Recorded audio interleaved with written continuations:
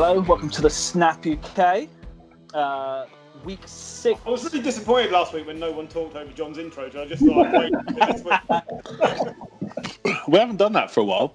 No. Because normally John hasn't been doing the intro, but it's not as fun when someone's actually already talking smoothly. Exactly, yeah, it's back. I'm back. But yeah. Sorry, you can do it again. I was really no. I'm going to keep this in. I'm going to keep this in as a memory of the old times. But yeah, welcome to this week 6 edition of the Snap UK. Once again, we're going to go straight into it because not much news, and there's lots of games to cover and some quite big games as well. So let's start off with the boat versus the goat. If you're into that sort of thing, Bucks 38, Packers 10. This has generally been the week that has been sent to kill all our fantasy games. That's this week. I don't know. No, you're just rubbish, Gary. Jim. Just throwing it out there. But yeah, Aaron Rodgers didn't have a great week, did he? So yeah, anyone want to start us off with? Well, I think so obviously Paul did beat me in one of the fantasy leagues, and I beat him in the other. And Beat him in the only one I try in. But I would say that Aaron Rodgers, at the start of the game in the first 12 minutes, looked like he was going to keep being the Aaron Rodgers he's been all season. It looked like he'd run in for a touchdown. Then it turned out his knee was down at the 1 yard line, and he did some weird little celebration. He did the Hingle McCringle there, didn't he? Yeah. And then it kind of, they were 10-0 up, and then all of a sudden that Bucks defense, they plugged up the run game, and they just basically said, "Throw it, Rodgers," and they just stared him down. And it was he looked like he was going really big, really early. Rodgers, he's thrown no touchdowns, all season, and he threw 2 in three throws. So interceptions, you mean?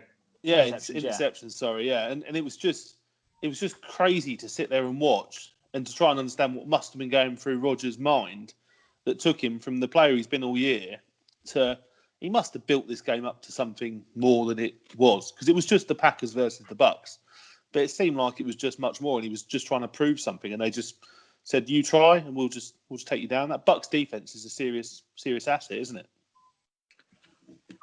Yeah. I mean, the Bucks defense. One of the thing that really impressed me from the game was Anton Winfield, who's continued to impress any time I've watched him this season. But there's multiple pieces on that Bucks defense, which is just top notch. And you look at the pieces they have throughout that team. Once they start clicking, and I think people were possibly too quick to write off a very hastily arranged team playing the Saints week 1.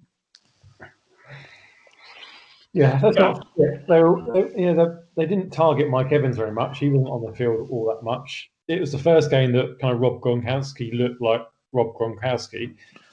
But the other thing that kind of really struck me is that, and it's complete tangent, is like how good is the Chicago Bears defense, because they were able to get to Brady a fair bit last week. The Packers defense has also been lauded quite heavily, and they just didn't get near him, and they weren't able to get any interceptions, any turnovers. They weren't able to do to Brady what the Bucs defense were able to do to Rodgers, completely throw him off his game. So, I mean, we'll come on to the Bears later, but I think it's just something to note is that actually, that Bears defense, that pass rush is back. But, back to this game, the Packers they weren't able to establish the run. They're not. It feels like they're a team where they have to get the lead. They can't be chasing. They can't be chasing a game, because once they get the lead, the run game clicks. You have to defend against that run game, and as soon as you overcommit to that defense, suddenly it opens up all the passing lanes for Aaron Rodgers to look like Aaron Rodgers. And the Bucs just didn't do that. Rodgers had a massive mistake, which then had a second mistake, and as soon as the Bucs were in the lead, they didn't take their foot off the Packers' throat. So I want to see the Packers. I think the Packers team is still good. They're obviously going to go to the playoffs, but they need to figure out how to chase games the same way that Dallas are somehow able to do it as well. So Aaron Rodgers in this game, his passer rating was 35.4 with his 2 interceptions and no touchdowns, completing 16 of 35, so 45% completion. Anyone want to have a guess? The other week. Anyone want to have a guess the last time he was statistically this bad or worse in a game? 2012. I'd say never. I'd say that's probably his worst game. I'd say debut season. They lost 7-3 against the Lions in 2010, and he was 34.7 in that game as a passer rating. So that is the last time. Last time he threw 2 interceptions or more in a game? 3 years ago. Actually, yeah. So he threw 3 interceptions week 15 of 2017. And it's the last time he was this bad in a game as well. So it could just be that, he had a bad day. Like he was trying to beat a good team, taking it on his back, and just had a bad day. Did you see his quote before the game? It was around like everyone's kind of writing him off, but every year they write him off. But actually, his down years are career years for every other quarterback, or most other quarterbacks. Which I think is a fair point because he's never been bad, and he's had one bad game. I've got, unlike Garoppolo last week, I've got full confidence that Aaron Rodgers will bounce back and will carry on being Aaron Rodgers. He's just had a bad day at the office. The second quarter was just, it's an absolute confidence killer. I mean, it's the first time in his career he's ever had 2 picks and less than 10 yards in a quarter. It was just awful. And I think as well, like the defense had a lot of time off the field, didn't it? Because it was 2 interceptions, so I know it didn't go on for too long, but they weren't out there, being pounded for ages. 38 unanswered points. It's not like they ever brought the Packers back into that game either, is it? No. So it's 38 unanswered points against the Packers. But something went terribly, terribly wrong. Yeah, but it wasn't Aaron Rodgers alone. If you that's what I'm saying. If you look at Aaron Jones, they've lent on Aaron Jones this season like never before. He was averaging something like 6 yards a carry when you take all the games. Sorry? Yeah. No, sorry, I was reading. I know he had one game against Detroit where he was averaging like more than 9 yards a carry, but the rest of the time he's averaging between 4 and 5 yards a carry, which is good. He averaged 1.5 yards a carry in this game. Yeah. And the Bucs became the first team since the 2006 Vikings to not have a 100-yard rusher against them in 12 consecutive games. They just took away the safety blanket. And I think Tonyan went out of the game as well, the tight end who Rodgers has been looking to. And it's the same as you'll get later on in this podcast with some other quarterbacks. If you take away the safety blankets and they have to try other things, sometimes it doesn't work. It doesn't matter how good you are. If you take away those pieces, you look at Cam for New England, we'll come on to later. He's got nothing really to work with. Look at Andy Dalton, we'll come to later. People are going to slate him, but nothing really in front of him to help him in that game. So Aaron Rodgers is not infallible. He needs people around him, and it just didn't happen. Yeah, I think, that Bucs defense, number 1 run defense last year, number 1 run defense this year, it's just, we talk about matchups all the time, don't we? But this was always being billed as Brady versus Rodgers. I'm not sure that was the case, but when you throw 2 picks and you take a 10-point lead and you turn it into a 4-point deficit within about 5 minutes, then, you've got to take some of that blame as well, haven't you? And we, before we move on from this game, Brady's been given a bit of a rough time, especially the first game and at various points throughout. But he now has the most passing touchdowns through 6 games as any Buccaneer quarterback. He passed Brad Johnson from 2003.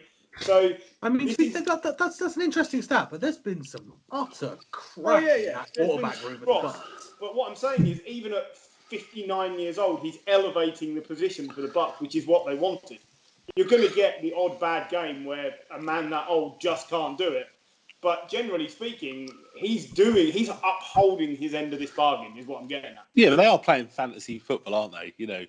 Chris Yeah. Godwin, Gronk. Then They they've wanna run my got team. Mike Evans, Shady McCoy. Fournette's obviously injured to come back. Ronald Jones seems to actually be a half decent workhorse now. So it's not like Brady's out there on his own. There's this like Thanos or something. Well, he is evil. He has collected 5 Infinity Stones as well. You can find it 6. Ronald Jones is like a story of the year because everyone was writing him off. I think if you look at any kind of fantasy draft this year, Ronald Jones wasn't going in probably in the top 4 or 5 rounds, but he's on course now to have 1,200 rushing yards this year. He's averaged 4.9 yards per carry in the game against Green Bay, which nothing to be sniffed at. That Green Bay running defense is still not good. We saw the 49ers take them out twice last year, just running the ball against them. I think that's the way to beat them. Yeah. And before we move on, see Gronk's first touchdown in, anyone know? For a long time. 679 days. Yeah. And it's 79 touchdowns between him and Brady, which is the 4th of all time. Tying Marino and Clayton, and only behind Manning, Harrison, Rivers, Gates, Young, Rice. Anybody want to tell me the last time before Ronald Jones that a Tampa Bay running back had 3 consecutive 100-yard games? It was probably 3 years ago again. Muscle Hamster? Yeah. It was Muscle Hamster. It was Doug Martin in 2015. Is it 2015? He was good for a couple of years, wasn't he, before he found God? Every time he had a contract. He got drunk, then he found God, didn't he? Something like then that. he found the Redskins and just went off the pace. Yeah. I liked Doug Martin at one point. Yeah, and he let me down. I have had a look at the stats for some of the Bucs O-line. And I was on NFL.com. And I think I've understood why the O-line players got better. I was having a look at Tristan Wirfs. The fella there, if I take away the background blur. It's mainly podcast, Paul. So, according to NFL.com, when it says arms, it says 34. So no wonder he's so good at blocking. He has 34 arms. Have I misunderstood the stat? Possibly. No, he's a freak. Well, let's move on now because an absolutely thrilling game. Titans 42, Texans 36. Won in overtime when the King. King Henry. Oh man, have you seen Watson's reaction to losing the toss? Yeah, about to say knowing that we know what's happening here. Titans. It's just brilliant. The first team in history to have a 350-yard passer and a 200-yard rusher in the same game. It was nice to see some signs of life from the Texans under Romeo Crennel. Yeah, Romeo Crennel. I think you need to talk about both these teams fairly equally. Okay, the Titans won, but this is the best offense display we've seen from Houston this year by a mile. Now, Tennessee's defense is middle of the road, but at least they showed some life. They seemed determined to play for Romeo Crennel, which they did not seem to be under Bill O'Brien. So credit them for a close defeat, I think. But this actually says that both of these teams' biggest problems are on the defensive side of the ball for me. I think the pass rush from the Titans is not what they were hoping. They're another team who are not getting the most out of someone like Jadeveon Clowney. And the same with the Texans, really. Like, if it's not J.J. Watt, it's no one. And that's a problem for both of these teams if they can't contain the opposition. So, but back to the offensive side of the ball. Where currently in quarterbacks would you rank Ryan Tannehill? If you're doing a top 32 quarterbacks in the league, where is Ryan Tannehill? I've been a bit down on Tannehill, if I'm honest with you. I think he was me personally, I didn't see this big kind of like. I know he was comeback player of the year and all this kind of stuff, but I wasn't really giving him much credit. But I think now I'm starting to have to, and I think you've got to say he's definitely a top 10. I think he's probably 8th maybe in the league because he's just doing things so consistently that you would just happily have him in your franchise. And I think you would say that for easily the top quarter of the league. So his record since joining the Titans is 12-3. Yeah, I saw that. Yeah, that's incredible. I think that's behind like Mahomes and Lamar since the same time last year. Like that's it. That's the level of company he's keeping. I think you do have to tailor that with the fact that there is Derrick Henry there, and that a quarterback and running back combo always massively helps, doesn't it? But Henry's not doing it all on his own. Henry is smashing it. Don't get me wrong, but that takes the pressure off Tannehill. Tannehill is 13 touchdowns to 2 interceptions this season as well. And I think he's 35 touchdowns to something like 12 interceptions in his time since he started. Yeah, it's an incredible resurgence from a player that was written off, basically. So some of these younger players, when we see that they're about to get ditched by their teams, maybe it's a good thing, more often than not, to move and start again somewhere else. Because Tannehill would have gone well stale in Miami. And probably is Darnold looking at this thinking, is this what happens when you don't play under Adam Gase? Exactly. Yeah. Tannehill's coach was Adam Gase. Like, it's no wonder he was terrible in Miami. Like, if the Darnold situation is only to go by, I think he's playing very well. How much of it do you put on the system that he's playing on? Because you're right. Derrick Henry takes a massive amount of credit for the offense as well, but it's more the sense that defenses have to kind of overemphasize their defense to cater for Derrick Henry, and that same way that we were saying around kind of Rodgers and when the running game is working well with Packers. The running game is always going to be working well with the Titans. So defenses have to overcommit to stop Derrick Henry, because even as soon as he gets past the linebackers, not many players can actually stop him. You saw the handoff he did to Stephon Diggs last week. He does that on a regular basis. When you throw in kind of a good receiver like AJ Brown, like Jonnu Smith, I think Anthony Fursker had a really good game on Sunday as well. I would say pretty much any quarterback that's kind of middling to average would be able to have a decent time in that offense. Now, Ryan Tannehill, to be fair, he's gone out, he's done it. I give him absolute credit for that. I think he's playing brilliantly. He's not making mistakes.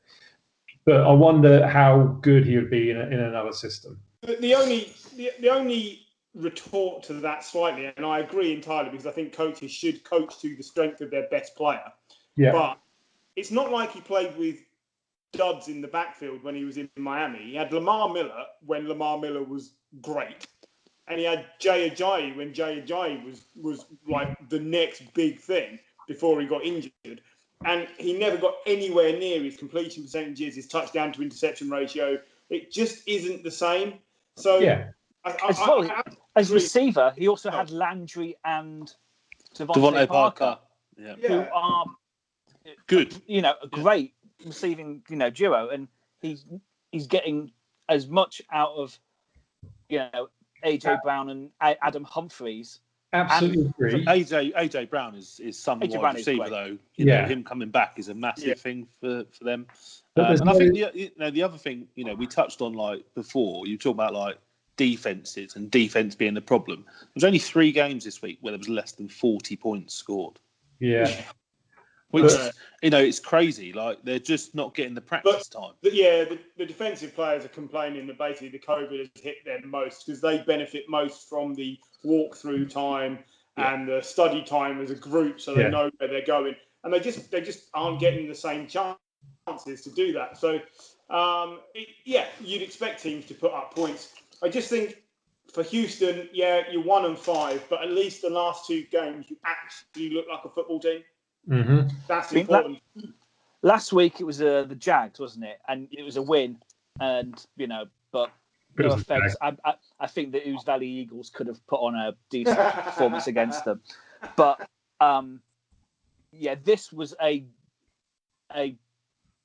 statement that they are not giving in for the season. Although for the Titans. They've lost Luan, isn't it? Taylor Yeah. Lewan done for the season. Yeah, That's ACL. big. That's big for them.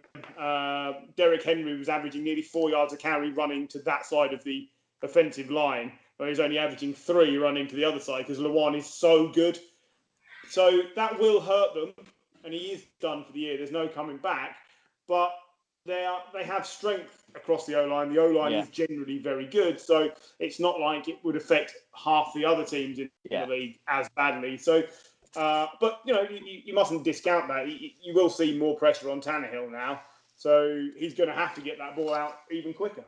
Yeah, I mean, at the end of the day, they're 5-0, and again, very early days still, but I'd say nailed on for a playoff spot.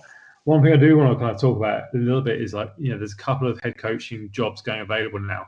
How attractive is Arthur Smith, the Titans coordinator, offensive coordinator, going to look for those jobs? Because it's 2 years now where he's turned a Titans team that were, pretty average into, perennial, two-time playoff contenders and taken to the AFC Championship game last year. Yeah, he's got the players, but he's still got to put the scheme in place. We talk about at the Dolphins where Tannehill had lots of players, but under Gate and under the offensive coordinator there was no scheme that worked. Feels like, Arthur Smith is working, to your point, Griff, he's working to the strengths of the players that he's got, and I think any GM is going to look at that and go, "All right, that could be something interesting." I think you raised a really good point there, but I think one thing that's criminally underrated is the Titans' recruitment. So just their drafting as well. On the defense, I've been really impressed with Jeffrey Simmons. AJ Brown was a 1,000-yard receiver. I feel he is top 15 receiver in the league. Yeah, I don't think the Titans recruitment gets anywhere near enough credit. No, and I think for those of you who have not listened to our interview, Nat Coombs yesterday, go ahead and listen to it, and then come back to this. But Nat Coombs was saying, there are franchises who they have a game plan, they have a philosophy in place as to who they want to recruit and who they want to bring in, and it feels like the Titans have got that nailed down. They brought in Mike Vrabel.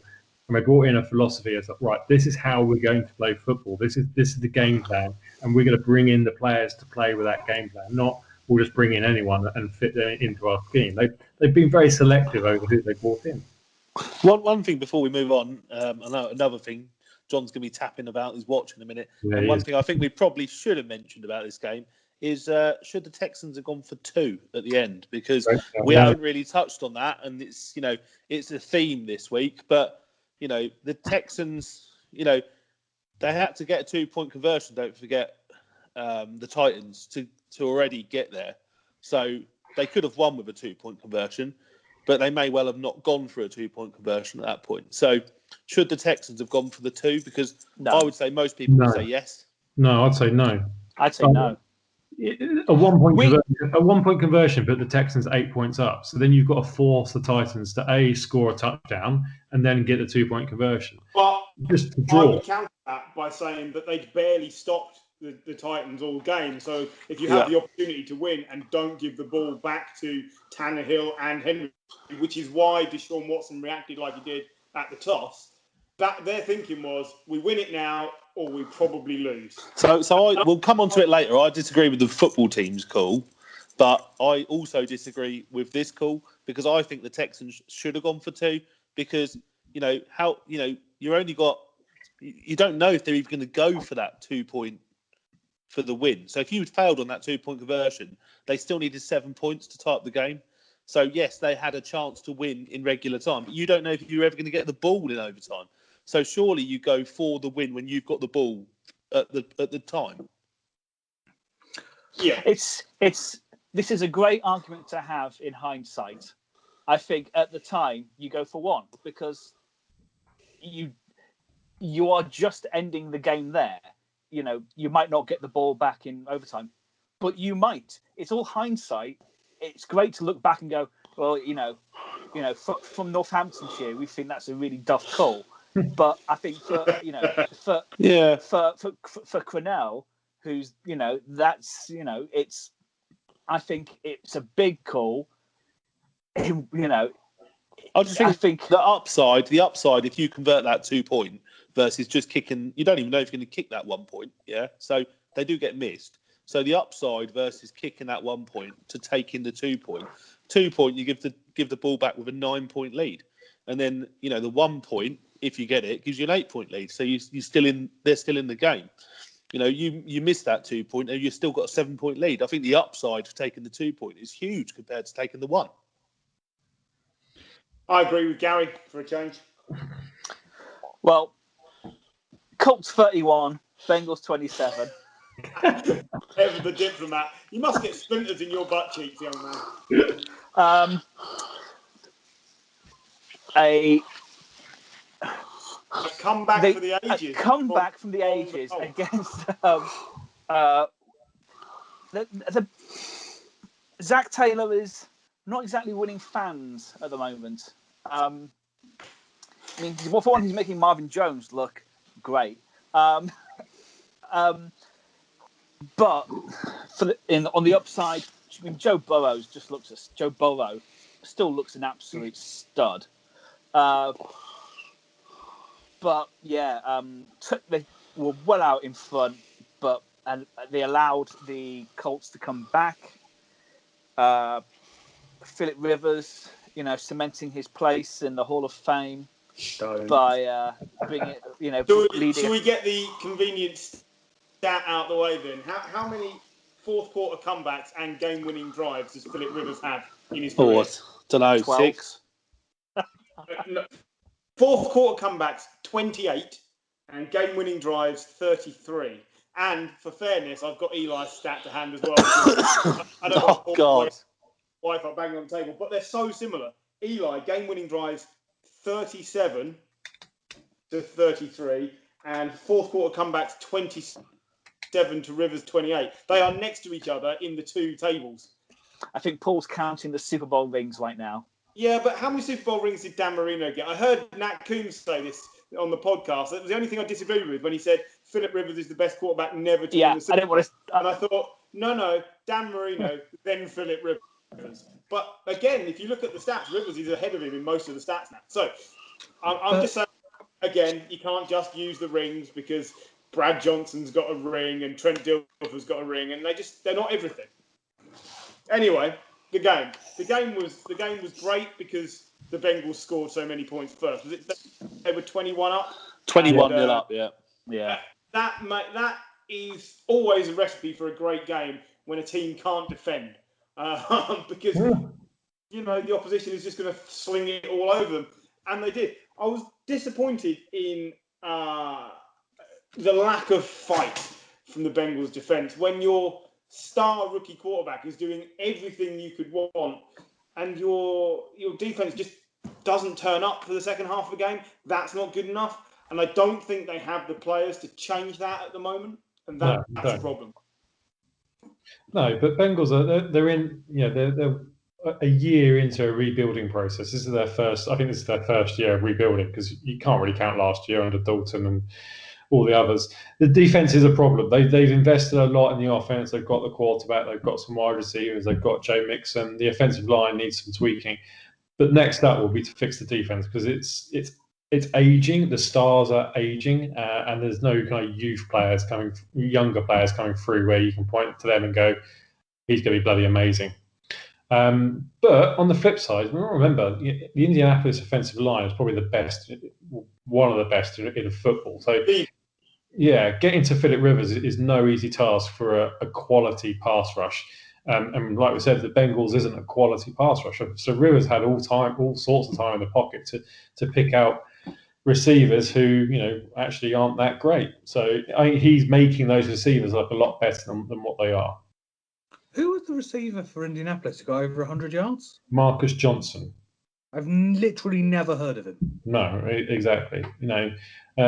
Trey Burton, 4 catches, 58 yards. He's been literally anonymous since he threw that Super Bowl pass to Nick Foles for the Eagles. Suddenly he started becoming good. So, a rushing touchdown as well. Rushing touchdown as well. 1 carry, 1 yard, 1 touchdown. So great. Yeah. It does bring the thing I felt with the Indianapolis game. And I have a stat because I know we love the stat. It was a 16-point deficit they came back from, wasn't it? Mm-hmm. Sorry, no, I'm talking rubbish there. I'll get to my point, right? Go on. In the first 100 years of the NFL, no team had come back from a 16-point deficit to win in the first 6 weeks of a season. Right. This season, one team every week has come back from a 16-point deficit. You can mainly blame that on the Falcons, though, right?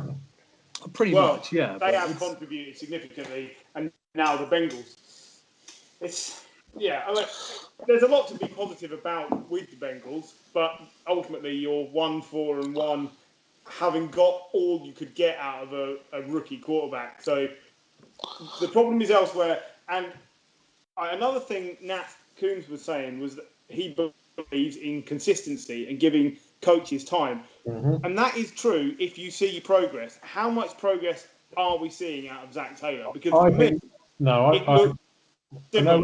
I know where you're going with this. I think we are seeing progress. Like, they're winning one-score games at the moment. Like, okay, this is an annoyance because they've lost such a big lead, but they're not getting blown out every week. No. Like, they're getting close to their opponents. You think back to the 49ers, not last year, the year before last, when Garoppolo was out for the year. They were in exactly the same position. They were in really tight games and they were just losing out. The Bengals are in a similar position where, like I said, they're rebuilding. They're playing a heck of a lot better than they were last year. So, yeah, I think there's definitely progress for that team. And I would be loath to get rid of Zach Taylor after this year already. Oh, me too. I'm not suggesting he shouldn't be there. I'm just suggesting what are you putting in place? They were 2-14 last year. What has to be the line for improvement this year? 4 wins? I think 5 or 6. Jim's raised a good point in the comparison to the 49ers. Shanahan's first year was 3-13, wasn't he? Yeah. There's still a lot of the season left. Yeah. I think on the eye, they are much better than last season because, I mean, quite frankly, couldn't be much worse.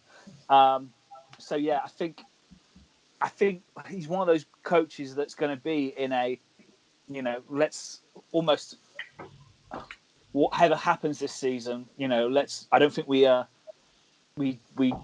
judge it on results because I think we just have to believe that from the eye they're looking better. So yeah, let's trust in the process. Okay, here's a quiz for you. Burrow is the 5th quarterback in the Super Bowl era with 1,500 yards and multiple rush touchdowns. Can you name the other 4? Say that again. He's the 5th quarterback. What? In the Super Bowl era with 1,500 yards and multiple rush touchdowns in his first 6 games. Who are the other 4? Patrick Mahomes. Yes. Cam Newton. Cam Newton. He still one is Lamar last Jackson. year. Sorry, Ben Roethlisberger? No, he did it last year. Kaepernick. Kyler Murray. Andrew Luck is the other one. Luck. Oh, So he's in some pretty good company, on stats. But yeah, we need to wait for the Bengals to carry on the rebuild before we start judging. And let's face it, the Bengals took ages to get rid of Marvin Jones, so they're not going to get rid of Zach Taylor that quickly. No. Nor should they. But I just want to know what the barometer is for progress. Let's move about to 14 years. So Steelers 38, Browns 30. Browns 7, and I noticed and wondered where you got these other 23 points from, but I didn't want to break the illusion. Sorry. Yeah. Wishful thinking. I've copied from the Ravens score. Are the Browns the worst 4-2 team in the league? No. It was just a bad day. John and I were discussing. There was a lot of talk yesterday from people like Stephen A. Smith and 1 or 2 others on ESPN about that's it, Baker's done.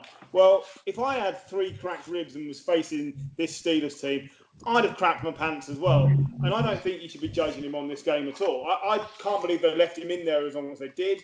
They were on hiding to nothing, basically. It wasn't all on him at all. No, Well, it was partly on him. Of course, but not all on him. He's playing injured against the best rush we've seen in the league in years.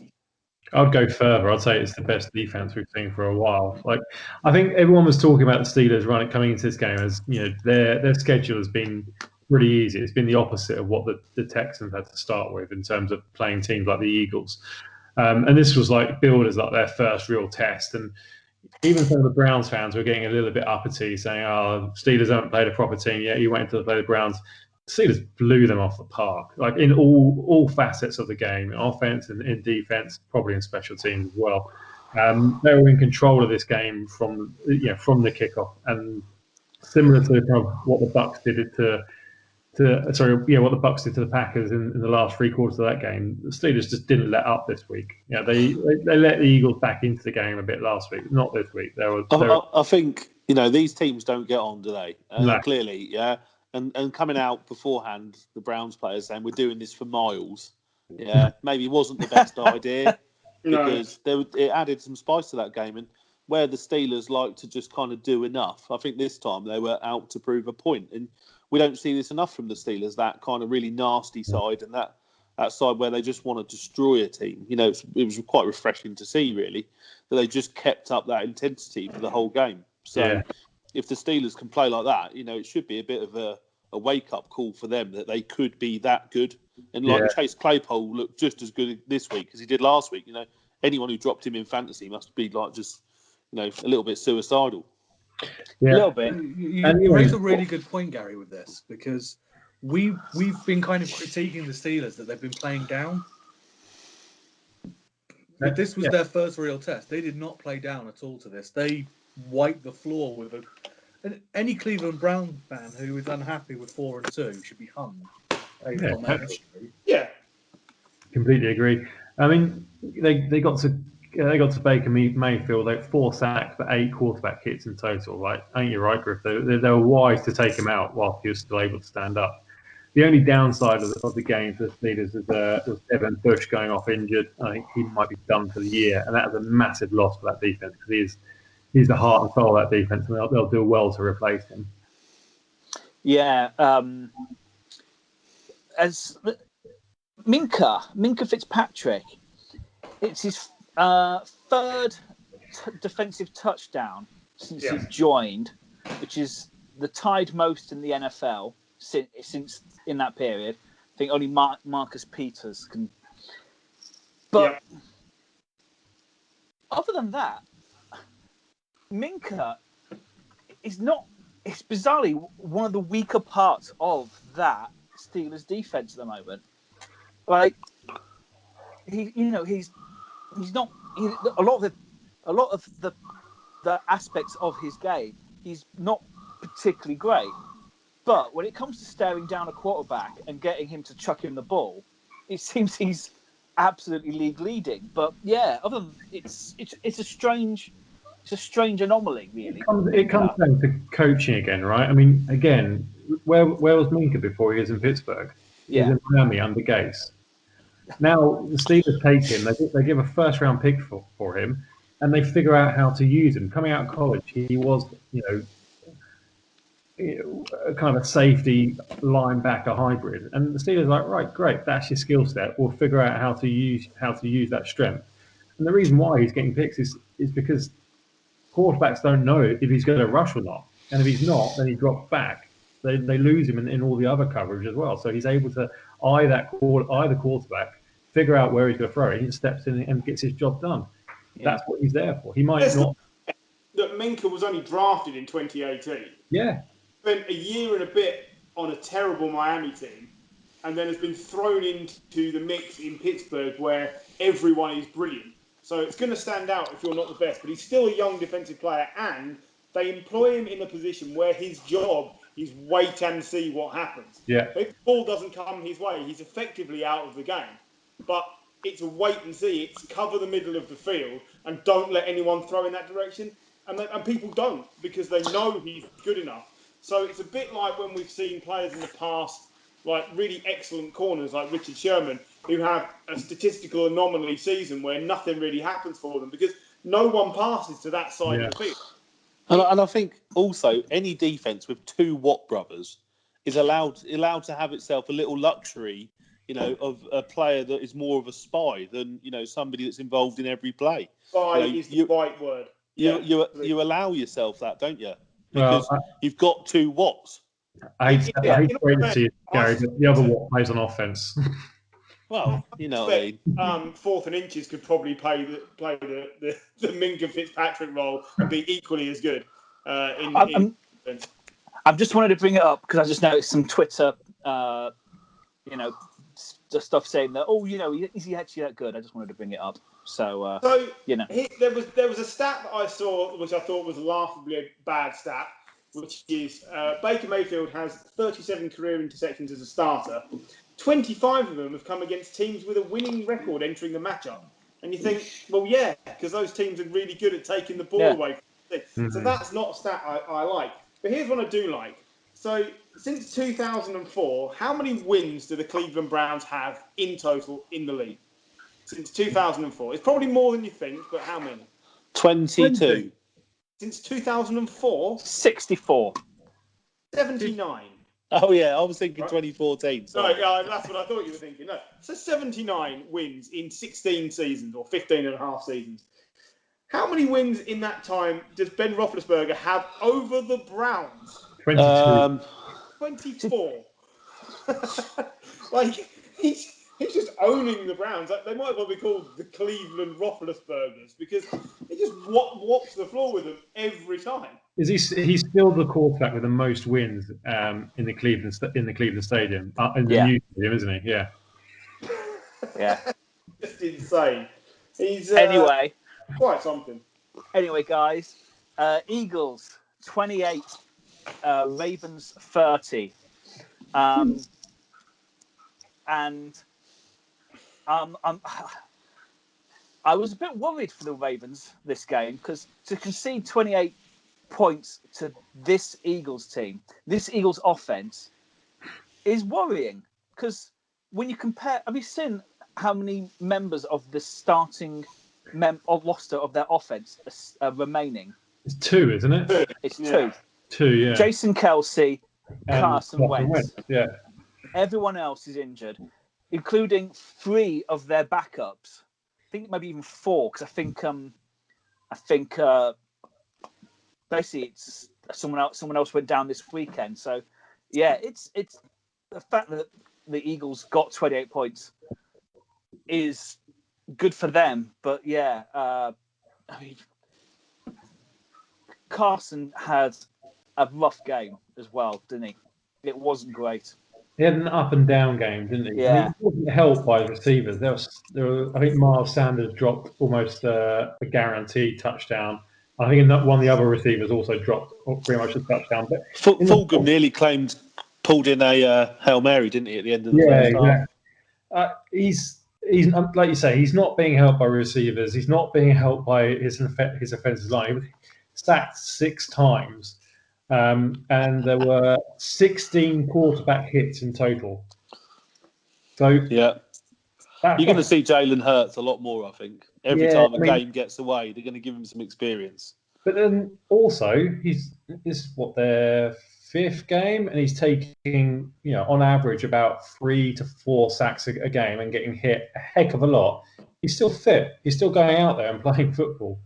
And that's kind of been the downside to Carson Wentz over the last few years. It has been his fitness, but he's looking fit. But I can't put this on him at all because his whole offense is pretty much eradicated. He's managed to put 28 points on a good Ravens defense. Now the Ravens kind of took their foot off the gas a little bit. I was going to say, how much was it? Just like yeah, but so let's not put it on Carson Wentz. Let's put it on the fact that this is a team that's just riddled with injuries on both sides of the ball. For the Eagles, what worries for them is it's a short week. They play the Thursday night game. I mean, admittedly, it's against bullshit in the Giants, but it's still a short week when you don't want to be having short weeks. I mean, when you're teams like that. Well, could the Giants win 2 games in 1 week? Yeah. Possibly. Just Yeah. because you're playing such an awful division. The Giants We'll- could be top of the division. I know we're going to after talk about it, Thursday. but there are lots of positives on that Giants team, and actually, they're in no worse a state than the Eagles, really. Look, Carson Wentz is at the moment the most up and down. He goes from being Mitch Trubisky to being Aaron Rodgers and back in the same game. Like, some of those passes were brilliant, and then some of the decision making is absolutely baffling for a quarterback in his fifth year. I think the decision making is more. I think you call it 3 years. Yeah, I think the decision making is the fact that he hasn't got time to make decisions. Even any quarterback would be struggling behind that offensive line.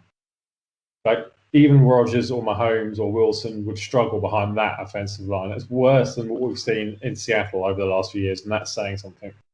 I'll tell you the other thing that was interesting to see in this game from Ravens' side was it was the first time we've seen Lamar run properly for the whole season, really. You know, he hasn't really, I don't know, what did he get in the end, about 70 yards? I think 108 yards. Was it 108? Yeah, he had 50-odd yards scrambled, didn't he, at one point? You know, we just haven't seen that so far this season. So I think that was quite refreshing to see as well, because I think if you try and use Lamar purely as a pocket passer that can move around, I don't think he's half the threat he is, you know, when he's really running. But you're taking away 2/3 of his skill base, really, aren't you, to do that? So they're trying to keep him safe, aren't they? They're just trying to make sure he's on the field every week. You just bottle that plan up until you need to use it. Carson Wentz, here's a stat I didn't realise about Carson Wentz, has the most lost fumbles since 2017 as a quarterback in the league. Give Daniel Jones some time. Yeah. Give him a couple of years. 18th since 2017. That's a lot of fumbles he's losing. Now, part of that is the fact that the O-line is constantly hurt and he's under pressure. And part of it is he holds the ball too long, which is why I was making the Mitchell Trubisky comparison. Like, if you look at Goff, we see Goff go through stretches, 2 or 3 games where he's bad, and then he'll have 6 or 7 games where he's just pinpoint. And in those bad games, he holds the ball too long as well. And Wentz is the same, but he does it in and out in a game. Goff goes through stages 2 or 3 games at a time. I don't understand the Carson Wentz issue. I don't know how you fix it, because he doesn't look like he's able to overcome the O-line issues like Dak has with the Cowboys, etc. But on the other hand, when he gets it right, he's one of the best 6 or 7 quarterbacks in the league. So it's you look at what he has. He hasn't really got a solid run game. Miles Sanders flatters to deceive, and sometimes it's Boston Scott. You know, sometimes it's random, you know, some bloke they've picked off the practice squad. The O-line is always injured. I mean, Zach Ertz hasn't really turned up this season. no. But He's been injured as well, though. And who else are you going to cover? Who else are you going to cover? Nobody. There's nobody else to cover, is there? So he holds onto the ball because he must step back, look up, and just think, who the, like, look going forward, thinking, well, I could throw it to Nelson Aguilar, but no, he's never going to catch it anyway. And then apart from that, if Zach Ertz is covered, So Zach Ertz is out for the next 4 weeks. Is that right? Yep. So what you're saying is the Giants should win this week. Well, yeah, I mean, Zach Ertz as well has been having to be used as a blocker because he's as a tight end. Didn't Goddard get injured? He's out for the season. He's out for the season, isn't he? Yeah. So, I mean, I think they might rush Deshaun Jackson back. But it's not going to help because he's not going to get enough time to be free. No. And he'll get injured in the first game because he's been injured for the last 3 years. Exactly. And especially as they're rushing him back because they've got no one else. I mean, I'd love to see Carson Wentz at a team where they stay fit, quite frankly. You know, if you swapped him and Rivers. What about if you swapped him and Dalton right now? Yeah. I mean, half the Dallas O-line is better than the none of the Eagles O-line. Yeah. You know, so it's interesting. Yeah. Anyway, Yeah, okay. Yeah, I mean, look, my thing with the Eagles is they're still in the hunt because the division is so bad. So that just says more about how absolutely abysmal that division is. Oh, God, yeah. I think, although I couldn't swear to it, I think the 1990, no, it's really early, sometime in the early 90s, the AFC Central is the only division ever to start worse through 6 weeks. Yeah. There's teams, actual individual teams, who've got more wins than your entire division put together. Yep. Yeah. Crazy. I think I saw a good tweet the other day that said that if 2020 was a division, it'd be the NFC East. Well, we'll move on to one of the teams with as more just wins than the NFC East. Just one more stat with that. Steelers 5-0, Ravens 5-1, Titans 5-0, Chiefs 5-1, Bears 5-1, Seahawks 5-0. The NFC East 5-18-1. Well, yeah, one of the teams with 5 wins is the Bears, who beat the Panthers 23-16. I mean, I don't think anyone's going to come out here and say the Bears are a good team, but No, why not? defensively they're brilliant. They've got 5 wins. Go on, Jim. You go on, Jim. I'll do mine. Go on. They've got 5 wins. You can't not say they're a good team, and they're not playing the Eagles every week. They've been playing some good teams. The Panthers come off a free win form. They beat the Buccaneers the other day, and most people have got the Buccaneers pen to go to the Super Bowl with Tom Brady. The pass rush is starting to really improve, and actually, we're seeing a lot more out of players like Khalil Mack. Then the offense is doing just enough. We've seen players come in like Cole Kmet, the rookie tight end, looked okay. Jimmy Graham is looking decent for what we've seen recently. Even David Montgomery, he had 58 yards, 3 yards average, not brilliant, but they're doing enough on offense, and their defense is carrying them through. Which fair play to them. I mean, last year when the 49ers started the season, they went 1-0, they went 2-0, they went 3-0, they went 4-0. Everyone's like, yeah, it's going to end soon, and they end up in the Super Bowl. I feel like the Chicago Bears are not saying they're going to go to the Super Bowl, but we all wrote them off. We all said they're not going to get to the playoffs, me included. And now I think we've really got to start taking them seriously because they're finding ways to beat teams. Yeah. So what I was going to say was, do you remember back in 2015 when we watched Peyton Manning turn into Blake Bortles and the Broncos defense carried the team even when they transitioned to Brock Osweiler? And no one said this isn't a proper football team that can't win. What they said was, as long as the quarterback doesn't lose the game, this team can go all the way and win the Super Bowl. And it is exactly the same with the Bears, because the defense is doing its job regardless of what's happening under center. I'm seeing Gary shake his head. Yeah. I just think they're a terrible team. Are they? Yeah, but the Eagles are a terrible team. The Cowboys are a terrible team. The Bears are 5-1. Yeah, but Do you have to just say they're a terrible team to watch?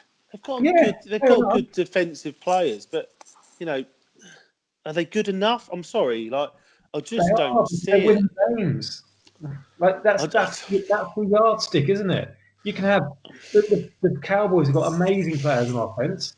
What are they? 1-4 now? 1-5? I do hear what you're saying, but I think in a game where it starts to get away from you, they've got to score a lot of points. This Bears team cannot score a lot of points. David Montgomery and then Cordarrelle Patterson. There's nothing there. They're not good enough. But Allen Robinson's all right, and then after that, you've got Darnell Mooney. Don't know who he is. You've got Cole Kmet. He hasn't even got a real name. It's just like Jimmy Graham is just a big rock who stands there when they get down the field. He is not the old Jimmy Graham. He might be putting up touchdowns, but that doesn't mean anything. And I'm sorry, if you put them into a game where they trail, they've got no chance, which means that in playoff football, they won't go anywhere. But they're not getting behind because they've got such a good team. Yeah, but you can talk about, they do this, they do that. but like they are not going to do anything. You're talking rubbish, and I'm not allowing it. You used to be the advocate of defence wins championships. I am still a massive, you're looking but at one not of the this best year. three defences Not in the this league. year, because look at the league. There is no way teams are Agreed. going to stay generally under 30 points. This is not a normal year. So yes, the Bears under normal circumstances would have a chance. How many touchdowns have Foles and Trubisky got between them this season? Oh, I don't know, about 7. 12. And they have 7 interceptions between them. That Broncos team, at this point in the season, had 7 total touchdowns and 10 interceptions. They were negative scoring. Yeah, but And you they can't still compare won. this year's stats to anything. The Bears Literally, haven't- you the might Bears as well haven't just conceded put tackle 30 bags points up. there. Like, there's nothing in defence anywhere. Like, it's crazy. You Bears- just can't compare like-for-like Surely stats then- like that. Surely then, teams that are good at defence this year have a better chance of winning than Yeah. ever before. Yeah, absolutely. By your logic. Because they won't hold the best teams to the amount of points they can score, will they? Maybe like the not. Bucks? But then we Yeah, but the haven't Bucks. also seen Nick You're talking Foles about when did they play the Bucks? 2 weeks ago. Yeah, and they beat them. So the Bucks, yeah, and the Bucks have been together for 3 weeks, yeah. So there's no way that a week 3 Bucks is the best team in the league, is it? No, Like, you put that Bears team against the Chiefs or the Ravens, yeah, Well, it was or a- the it was a Rams week playing five- at the top it of was a their week ability. five You're Bucks. talking rubbish. But you're It's forgetting this. and they've Everybody's forgetting something. Everybody's forgetting something very important. The next 3 games for the Bears: Rams, Yeah. Saints, Titans. Yeah. So talk to me after that. We'll pick this up in. We'll pick this up in. We'll pick this up in 3 weeks. If they're 8-1, we're having a conversation. Yeah, you they're don't 5 and 4. Again, 5-1 is a we're not- realistic thing. We're not saying they're going to go to the Super Bowl. All I'm I saying think you just said they might do. No, I said I used the example of the 49ers who did go to Super Bowl. I said they aren't going to go to Super Bowl. They are going to get into the playoffs because that NFC North, apart from is between the Packers now and the Bears, and are the But- Bears above them? Yeah, the Bears are actually above them because they've got an extra win than the Packers. Yeah. They're playing, Of course they've had an extra week to they're playing play. good football. And if you said yourself, defense win championship. And if you've got a defense playing good defense this year against everyone else who's bad, then you've got a chance. But there will be games where you need to score more than 20 points, and they cannot Probably. do that. Yes, they can. So they won't win the They've Super got Bowl. 27, 17, 30, 19, 20, and 23. So, yeah, it's low. It's not as high as everyone, but they've also not conceded over 30 Average points per game this year are like 50 The points, most- so they're below the average. The most they've conceded this year is 26 points. Yeah, look, I don't think you can discount a 5-1 team after 6 weeks, but I agree that the fixture list gets tougher, but that applies to everybody. I mean, the Bills just went 4-2, and we'd have said they were one of the best teams. So I absolutely think you've got to level it out at the halfway stage, which is where we'll be at after the next 3 games. I'm just saying they're not as unbelievable as it might. I think the thing is, when you look at their offense, yeah, and I'm a massive fan of defense, and I do believe it's the cornerstone to having a great, whether it be a dynasty or Super Bowl run. I do believe that. But I think when you look at, say, you take the Niners offense from last year to this offense, yeah, and you look at the options available, there is just not enough available. You know, Yeah. if they get one injury, who is the wide receiver? Well, Yeah, Tariq Cohen is the problem. Losing Tariq Cohen could be a massive disadvantage because he's the gadget player that comes up with random touchdowns, and they don't have that now. Yeah, So they've you'll got find out Cordero whether, Patterson. They are starting to use him differently as Well, well. and he's He's been always a been gadget gadget player player. everywhere. Yeah. I mean, they are going to make the playoffs. Yeah. I would think they probably will. But I think it's all. They've got to play the Vikings twice and the Jags. They're making the playoffs. Yeah, so to Paul's point, let's say they do make the playoffs, then they've got one of the greatest playoff quarterbacks of all time. A bit like playoff Shut Eli. up. They've got playoff Nick Foles. They got Super Bowl. Oh man, like I love a Philly special, but mine normally has a load of pastrami and some gherkins and all this Well, I other have kind of a stuff, Philly you know. special, and it can chuck off. But I'm just saying, with Nick Foles in the playoffs, it's a bit like the Giants with Eli in the playoffs. He's going to rock up, and you're going to win more games than you probably should. Okay, I'm going to leave it there because this is fun, but it's more time than the Bears deserve. For the Panthers, it's just it wasn't a good matchup. 3 wins though doesn't make it. It's just, I think it's where we expect the Panthers to be right now. I think they're ahead of where we expected them to be. I think Yeah. Matt Rule's done a great job. We haven't talked about much because there's not much to say this week, but this is the first week where you'd really look and say, that's probably disappointing. And it's only disappointing because of how good they've been through the last 3 games. Yeah. So before we head the break, Bills 17, Chiefs 26.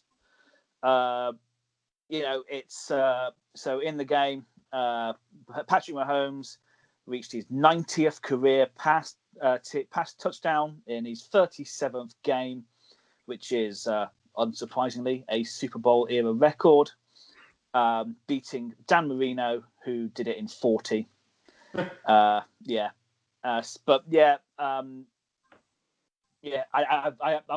won't lie, I haven't seen much of this game, so if anyone wants to take this from me. Well, I watched it last night, and the weather played a big part in the fact that to start the game, Josh Allen was 2 of 8 passing for like really bad, 8 yards. Every single ball sailed high. He looked like the Josh Allen from the last 2 years as opposed to the start of this year. And then Patrick Mahomes did exactly the same. I think at the end of the first half, 6 minutes to go in the first half, the teams had a total of 99 passing yards between them. Like, it wasn't easy for either quarterback. And eventually, Patrick Mahomes showed himself to be the more accurate long passer than Josh Allen, which is a surprise to no one because Pat Mahomes is generational talent. But again, one of these teams was going to be bitterly disappointed to lose back-to-back games. And if it had gone the other way, I wouldn't be panicking with Kansas City, and I'm not panicking with Buffalo. Their defense probably isn't as good as it has been for the last 2 or 3 years. That's more of a concern. But ultimately, they can quickly put themselves right in what is a bad AFC East and an average AFC in general, where they fit in the top 4 or 5 teams. I think the only downside for Buffalo really is Kansas now have one up on them in terms of if you meet in the playoffs, they can say, right, we've already beaten them. This is what we've got to do. We can do X, Y, and Z. But it was mainly the drizzle and the mist that was causing a problem for Josh Allen. He just looked rattled because of that. I think it was a tough week to play the Chiefs. Yeah, they wouldn't have enjoyed that loss at all.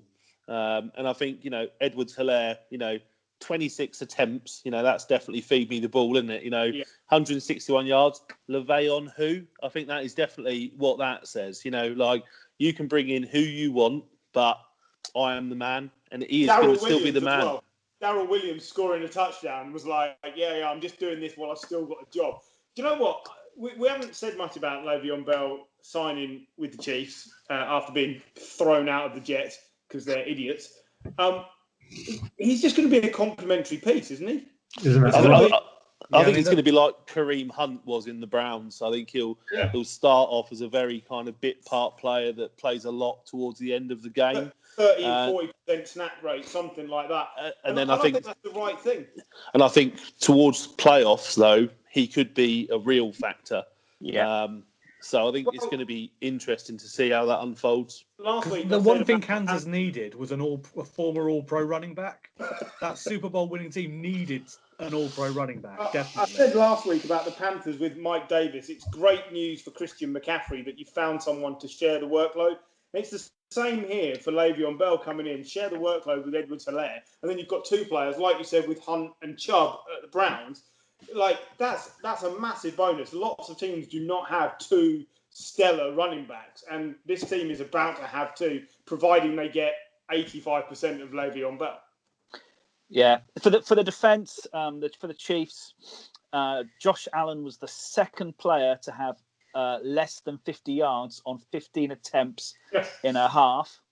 The only other player to do that this season was Lamar Jackson against the Chiefs. So, quick one on Bell before we totally move on. Sorry, John. That's right. So it was the Jets paid him more than $9 million per rushing touchdown. Yes, I did see that. My favourite stat this week, completely unrelated, apart from the fact it's money. Sorry. Sam Bradford got paid nearly $9,000 per yard of passing when he was with the Rams. Well, let's take a break, and we'll be back in a minute because after the Bears discussion, I think we need a chill. Move on. And we'll come back and we'll go over the rest of the games.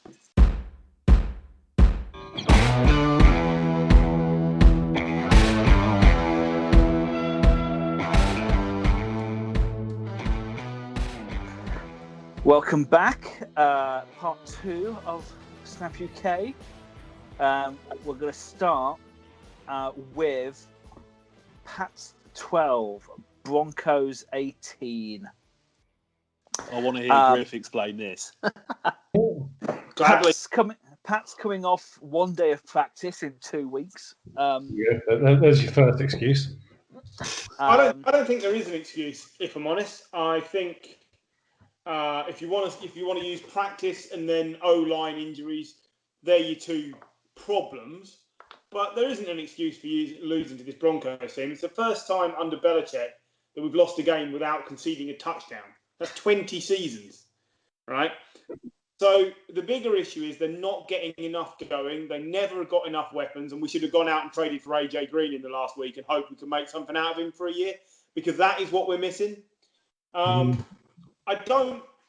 no excuse, but I also don't think it's time to press the panic button, because the Bills lost last night, which means top of the division isn't that far away. And I'd be confident enough that we're going to get wins over the Jets and at least one over the Dolphins. I think we already beat them once. We've got a good chance of beating them again, especially if we think they're now going to play Tua for the rest of the season after what they announced today. So, spoiler alert, God. Yeah, so there's no panic, but it was frustrating. I was watching it and you just couldn't believe how poor the weapons are on offense. It just looks stale. Damian Harris got nothing going. Cam didn't really do a lot with his legs as well as his arm. It just looked poor. And, maybe the 10 days no practice is the only viable excuse. But I don't think that's enough. When you look at what the Titans have done, they come out and won 2 games having had the same amount of practice and looked a lot better. I just think they were practicing outside of restrictions. Unlike the Titans, who are loaded with talent, there's no room for error with the Patriots. It's either everything goes perfectly and they win by 3 points. The Patriots having that former MVP quarterback, the Super Bowl MVP at wide receiver, the number one first round wide receiver, must be awful, absolutely awful. Yeah, probably. I'm only telling you what I'm seeing on the field. Can we give a bit of kudos to the Broncos defense? Because I thought they were awesome as well. Like Malik, they lost Von Miller at the start of the season, and I think everyone kind of wrote them off with Calvin Harris, the cornerback, going as well. Everyone just thought, well, they've lost their 2 leaders on defense. They got a young quarterback. They're rebuilding. They're restocking. This isn't going to be a good year for them. They're 2-3 at the moment. And I wouldn't put it past them to kind of at least be in the hunt for a playoff position in an AFC, which there are some quality teams, but there's not a lot of depth there. Malik Reed had 2 sacks. Bradley Chubb is looking kind of back to his best. He's taken that kind of Von Miller rollout. He got a sack and another 1.5 tackles for loss. So yeah, absolutely, it was a game for Denver to lose based on the fact that they almost did, because Drew Lock threw the ball twice in ridiculous situations, which he should never have done. I blame the play calling on that, not him. But, the win's a win. They've kicked how many? 1, 2, 3, 4, 5, 6 field goals. I think that's close to a record. I don't think record is 8. Yeah. So, they've got the second best kicker in the league, I reckon. So they've also got one, and we were saying earlier, one of the best backup running backs, because Philip Lindsay came in, ripped off 100 yards on 23 carries like he'd never been away. So, they've got, plenty going for them. They look like a talented team. I suspect it'll be a year too early for them to be seriously in the playoff hunt. But, look at the record. They're on pace to trouble other teams as well. I wouldn't be surprised if they're in with a chance come December. That wouldn't shock me. I don't think they'll be a playoff contender, but I think they'll definitely be. When they show that graphics like in the hunt, and there'll be one of the teams that are like, yeah, they could make it, but you got like about a million different things that have to happen before they do. I kind of see they're that team this year. Yeah. For the Broncos, they released former Time Man of the Year Blake Bortles just before the game, but then re-signed Time Man of the Year Blake Bortles to the practice squad Monday, I believe. Yeah. And here you go. Here's a question for you guys. Drew Lock is the second quarterback to defeat Bill Belichick-led Patriots on the road while throwing multiple interceptions. Who was the other? Peyton Manning. Nope. But Joe Flacco. Mark Sanchez. It's Alex Smith. It's podcast favourite Kurt Schwarmer. Yeah. In 2001 in his MVP season. So just any chance to bring him up. Okay, from the bad to the ridiculous. Dolphins 24, Jets 0. Sorry, it just makes me laugh. It's such a bad team. I mean, so should we start with the Dolphins because it was we saw the start of Tua, and he is now going to take the starting role away from Fitzpatrick next week. And Week after. They're on a bye. They're on the bye, yeah. There are now rumours of Fitzpatrick being traded away. I wouldn't be risking that with Tua's injury history. Let's just keep him in the building just as insurance. It's not costing him that much. And I think Tua's been very complimentary about everything that Fitz is doing for him. So I just don't see why you would put all that pressure on Tua to have to be the man immediately. I think that would be Adam Gase style management. The thing that summed up Fitzmagic best was when Tua came on and the biggest cheerleader was Ryan Fitzpatrick jumping up and down and shouting on the sidelines. Like, the guy has genuinely embraced. He was shouting choke. Yeah, but he's genuinely embraced the fact that he's there to tutor this guy and he's getting paid millions to do it. He just looks delighted to be out there or even stood on the sideline. And I think you've got to love a guy who just appreciates that he's had this career. Yeah, absolutely. I think he released a statement earlier today saying like he's kind of like happy to see kind of the game move forward and for Tua to be in the game. And he talked about kind of how he looks back at some of the quarterbacks which helped him as well. So he mentions Carson Palmer quite a bit when he backed up Palmer. And I think he's one of those quarterbacks. He's like kind of Josh McCown as well, isn't he? Where Josh McCown has that reputation as being like almost not a quarterback whisperer, but another quarterback in the room who's going to help guide and help tutor younger quarterbacks. And Fitzpatrick just comes across as a really nice guy anyway, and like just down to earth. But he also, I think he's done himself absolutely no harm in anyone's eyes in terms of how he has been very open and upfront about the fact that look, I'm not the future of the Dolphins. Of course I'm not. This guy is, and I'm going to help him be like the best quarterback I can possibly do.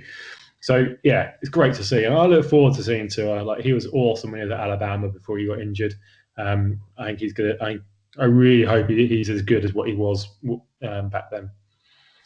Yep. Well, the Jets have started 0-6. I think only 5 or 6 other teams have done that since 2015. I didn't get round to finishing looking up who it was, but like the Bengals will be on there. I think the Browns definitely. Lions. The Lions. 1 year. Niners, yeah. 1 year. I don't know about the Lions. That was before. The Lions have had an 0-16 season, haven't they? Yeah, but that was before 2015. I'm only talking 5 years.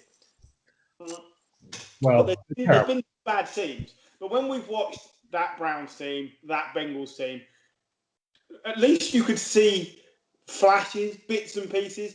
This Jets team is the closest thing we've seen to that Browns team from a couple of years ago that went 0-16. But that Browns team is better than this Jets team. Well, they should have been. They've got more talent. Now that the Jets have got rid of Bell, all right, you've got Jamison Crowder. You've got an injured Sam Darnold who isn't progressing. what else have you got? What pieces? Why would anyone take this job anyway? Is Gase's role here just to make the job so toxic and so unviable that he has to stay in the... Well, I've been Googling kind of bits around Gase and, whether he will get sacked.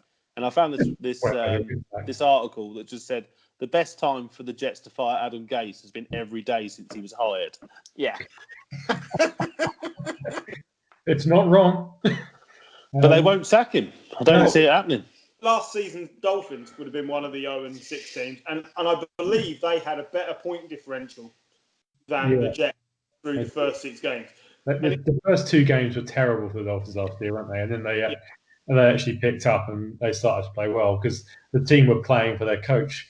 Yeah. None of the team were playing for their coach. Right? It's looks like a team devoid of leadership and talent. Yeah, and it's an embarrassment. Their third down efficiency, they have 17 third downs. They converted 2 of them. Yeah, they went. I don't think they came in the quarter.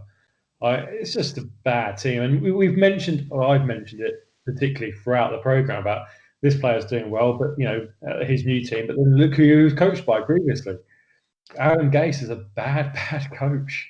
There's nothing else for it anymore. He can't seem to coach players from a technical point of view to make them better players. And now he just doesn't, well, if he was ever, he doesn't seem to be able to motivate players either. So without that, and without the ability to, be a talent spotter and bring in the right type of players, which I don't think he can do either, there's absolutely no hope for him. The Jets should never have hired him after the Dolphins anyway. They did. It's not worked. Get rid. Like him and Greg Williams, who also had a bust up at the weekends as well. Both of them need to go. Sack them both. Yeah, I just like reading their drive chart. Punt, punt, punt, punt, punt, interception, punt, punt, end of half, punt, punt, punt, missed field goal, punt, punt, punt. It's just hilarious. It really is, isn't it? It's just dreadful. It must be awful being a Jets fan. And they're wasting players like Quinnen Williams, who's a good player but is just unable to do anything. You know, all the players that have been through there, especially on the defense side of the ball as well. Sheldon Richardson was a good player. Mohamed Wilkinson was a good player. Jamal Adams was a good player. Now, the other kind of defensive tackle they got now, who's a good player, who apparently they might be trading. I can't remember. Quinton someone. No player wants to be on this team, and you can't blame them, can you? Not really. Did you have a cornerback called Lamar Jackson? Yes. I did not know that. There you go. You need the other guy playing at cornerback. He might be better. We can't go out for Lamar Jackson. We've got Lamar Jackson at home. I think that's enough about the Jets. Yeah. I don't know. I can't believe he's still in a job. I just don't understand. I think the only thing is that if they don't sack him halfway through the year, he's going to be sacked the day after the final game. On that Monday.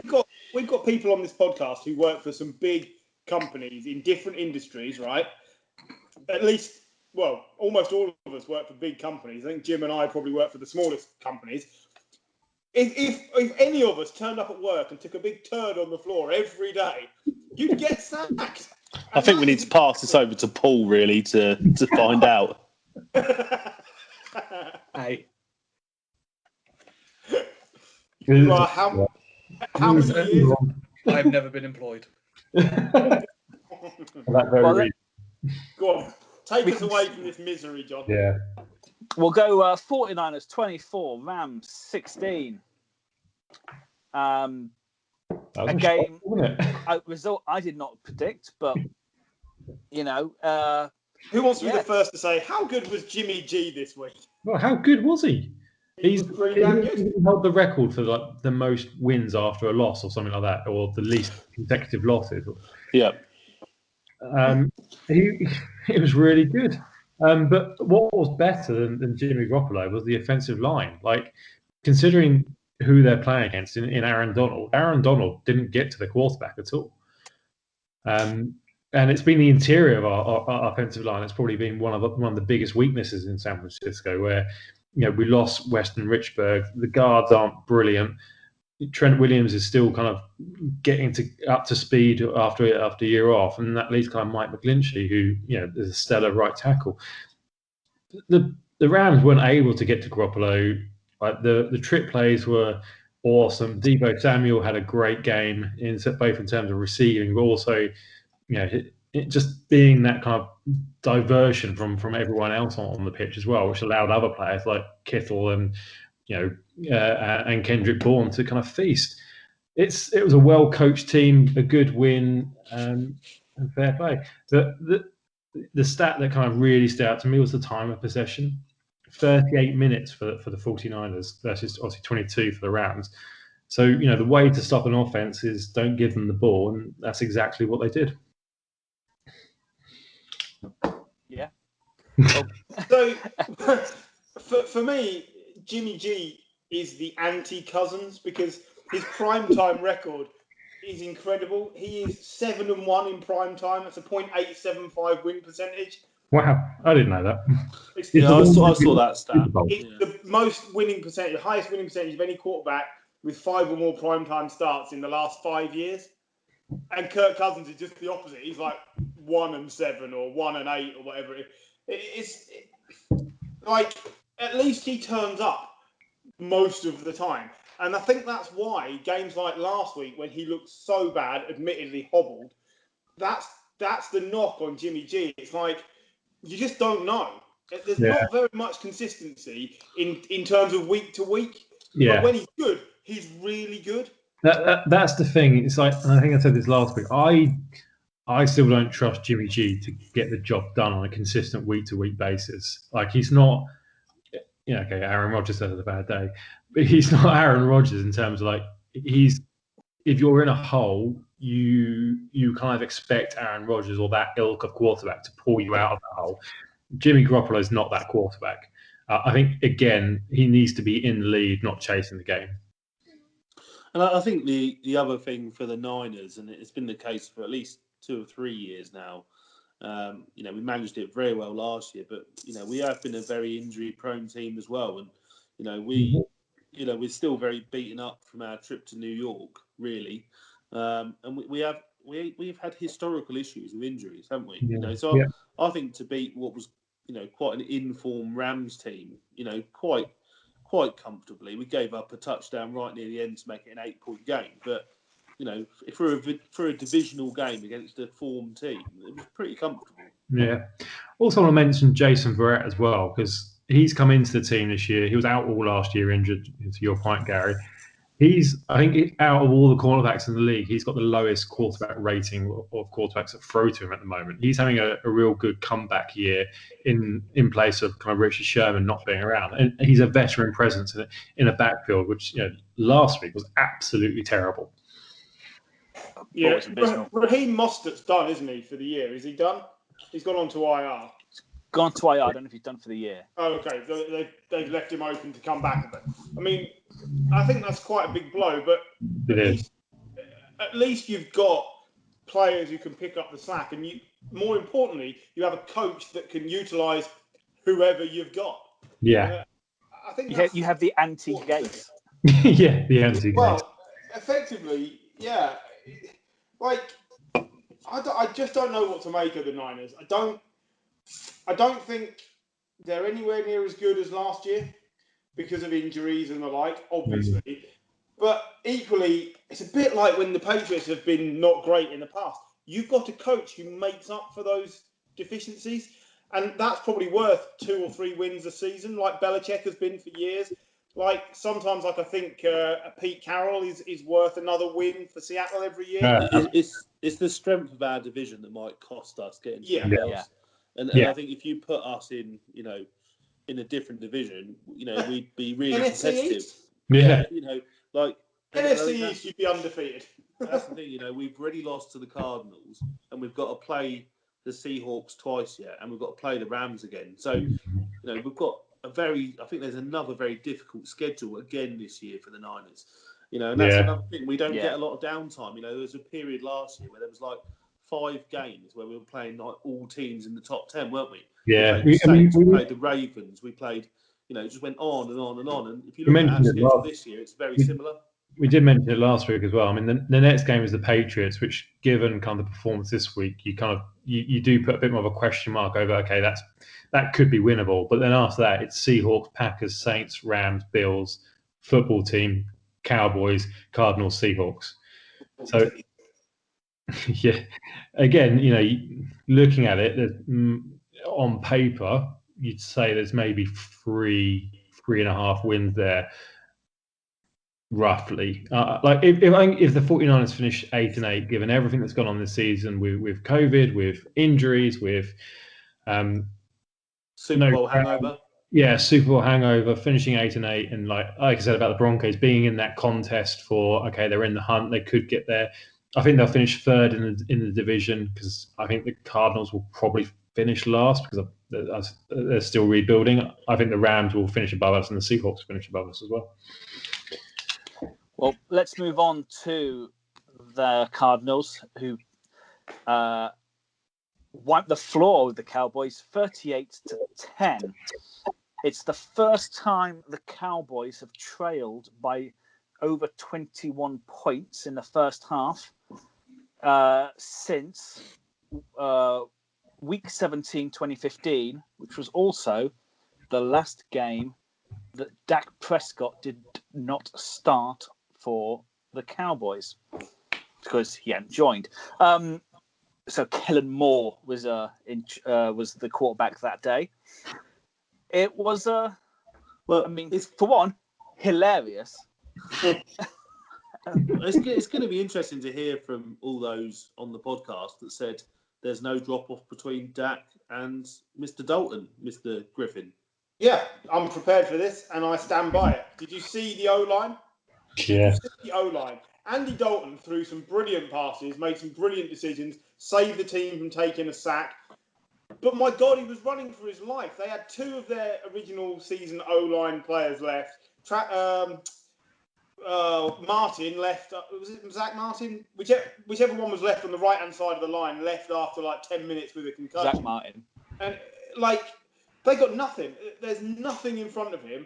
And the difference between Dak and Andy Dalton is Dak will run around and make something out of nothing. And Andy Dalton, it'd be like putting Tom Brady back there. Like, he's still a really good quarterback, but it's not the same. You've still got to stop him getting crushed. So if they're going to play like that on the O-line, yeah, he doesn't stand a chance. But it's not on Dalton. Dak would have put a lot more points on the board than that. And they'd still have lost. They may well have lost, but Dak would have put up more points. He was given them a chance to win. That's the job of the quarterback, isn't it? Twice. Zeke's got a big. That's his fifth fumble this season. He's got an issue. Yeah, he's had 4 across his other seasons. 4 fumbles. That was bad. So Dalton didn't get any help. You cannot judge Dalton on that game. You've got to give it 5 or 6 games. Then if he's no good, fine, move on.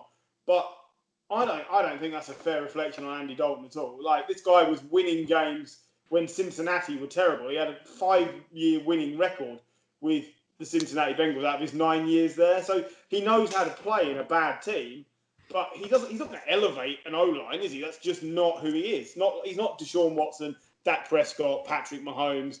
So be realistic with your expectations. He's not the problem here. They weren't my expectations. They were what other people were telling me, is that, there is no drop-off. And, if I'm honest, I'm not sure we've seen that yet. And look, Dalton will take a bit of time, won't he? But I think on that first showing, there's a drop-off. I think what was said was behind the Cowboys O-line there wouldn't be a drop-off, and we can't judge that yet because he is not behind the same O-line. That's true.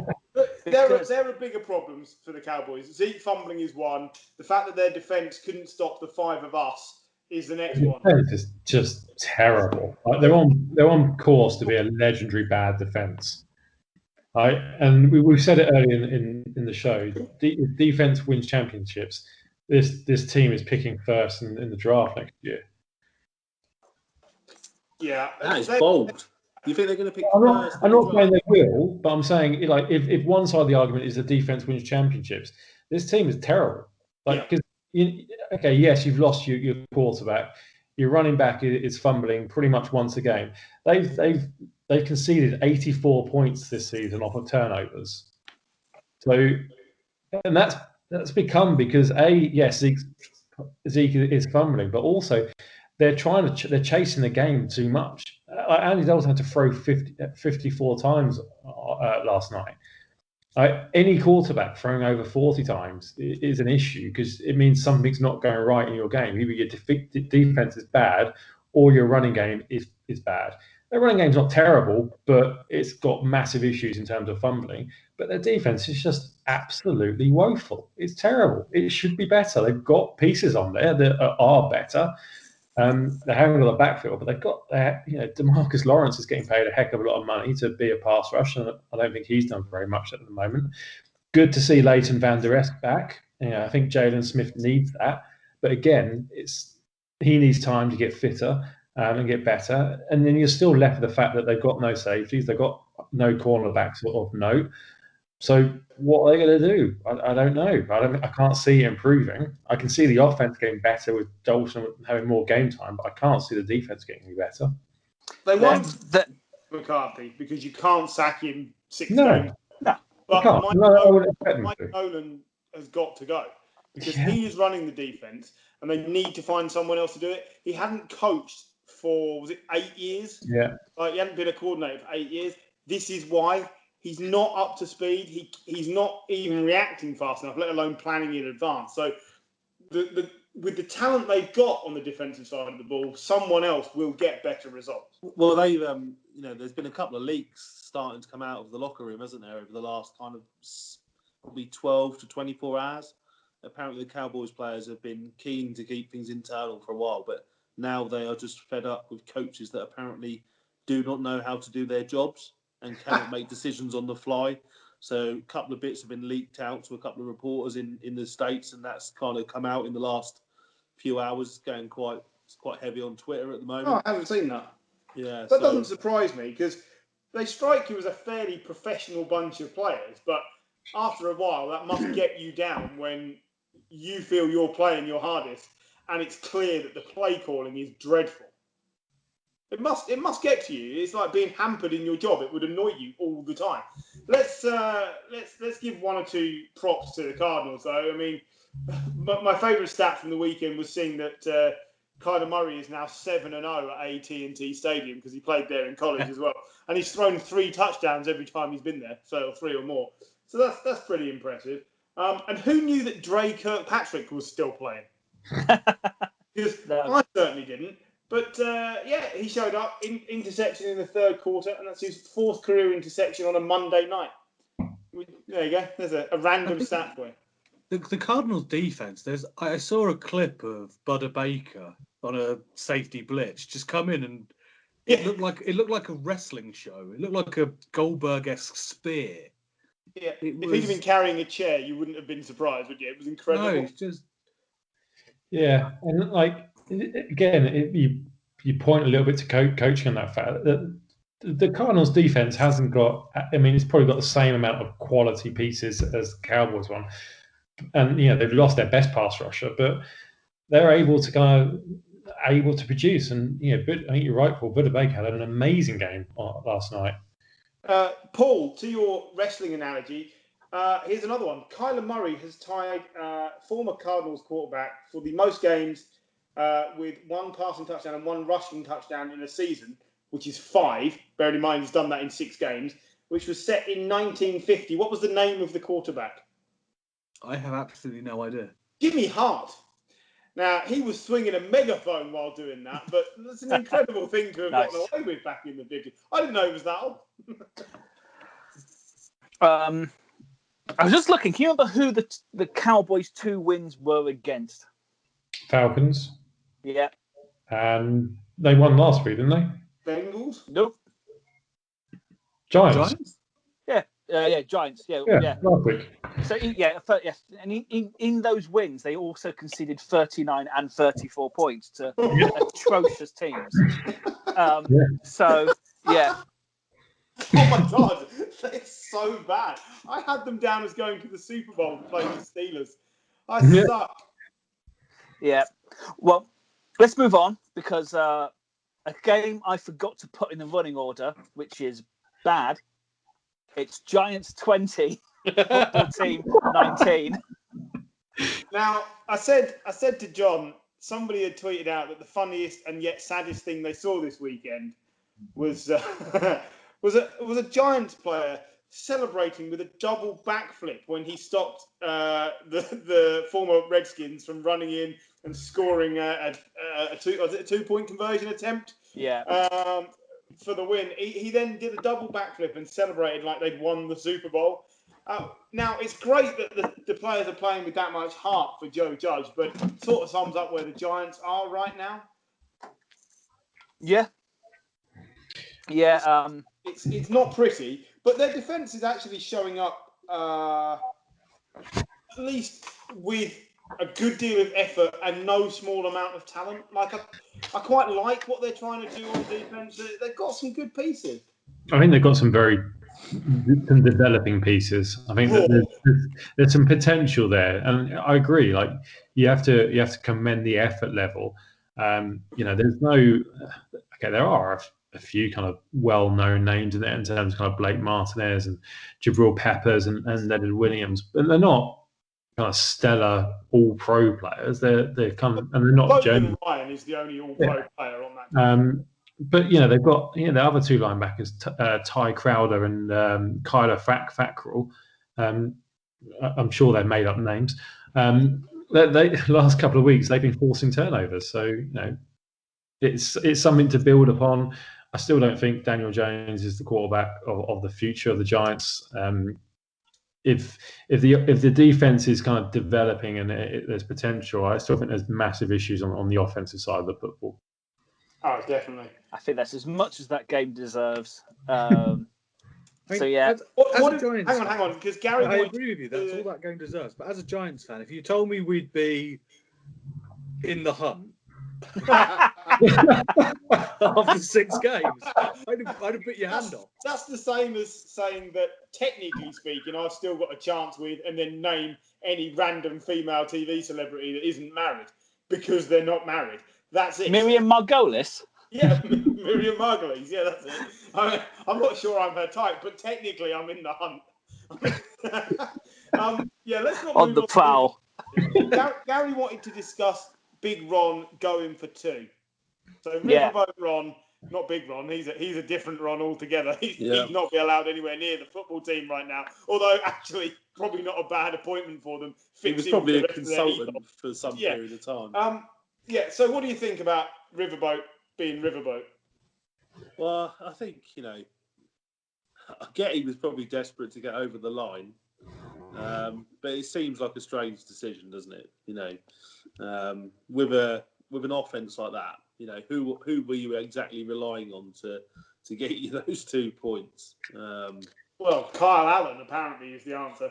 Well, I get in terms of he's a gambler, he's Riverboat Ron.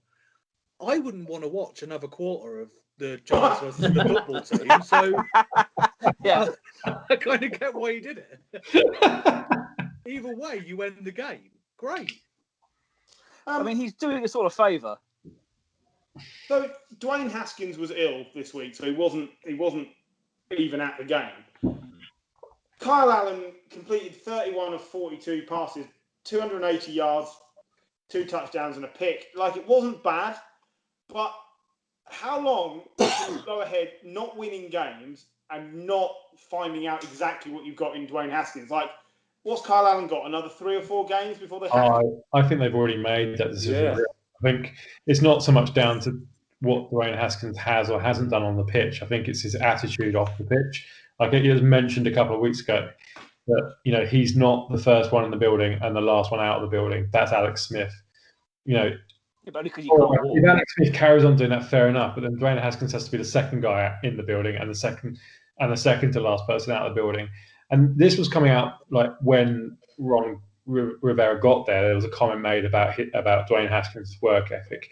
And from what's come out over the last couple of weeks, it seems like it hasn't changed. And I don't think Rivera is the type of coach that would let something like that go lightly.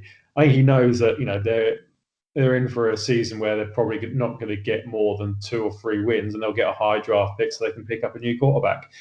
Dwayne Haskins is done in the football team. Yeah, I thought Haskins was on the trade block and nobody wants him. So Yeah. I think there's no value in Haskins. He's going to be released, I would think, at some point. I suppose, for me, the bigger question was, last week, Allen was injured, came back into the game. Didn't come back into the game, and they ran with Alex Smith. I suppose my bigger question is, what did they see, not see? What did Alex Smith feel that meant that, he wasn't, could you be, at the moment with Washington, you could be using both quarterbacks, couldn't you? You could be mixing it up a little bit. You could be. I think it's the fact that Smith hasn't taken as many reps as Allen, and Allen already knows the offense because he played at the Panthers with Ron.